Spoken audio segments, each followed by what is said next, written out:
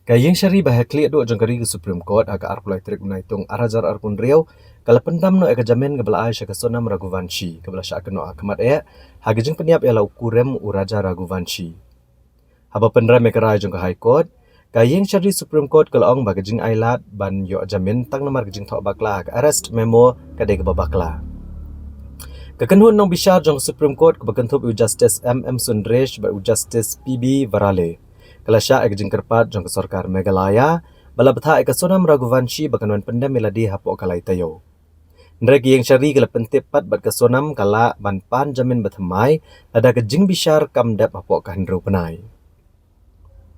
Kasonam kelasya keno bakalai selap langut kibriu dek batong pisah ban peniap yalau kurim, hakapor bagi wan honeymoon hasora obenai jeleu kesenam arajar arpusan.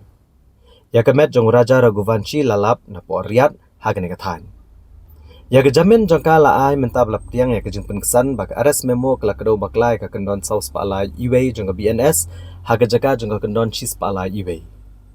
Kani kejeng bakla tho kalalam sya kejeng menjer ban ban ai jamin yaka tang namar babakla kani urkom tho aka arrest memo.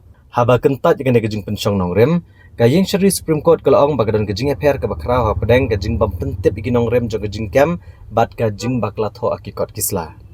Kayeng syari kala penpauru baga sonam kala yok pediang ya kikot kisla jong kejeng kem bat kala kubur kani hakmat jong magistrate. Kayeng syari kala syamru baga jengkerpat ban kan yok jamin lo kinongrem ba mensyua kadai kabala dat ban kentat. Baga jeng ailat eka bandan haga jamin hakum kene kepor kala ban keta kejeng bisyar ke badang yad.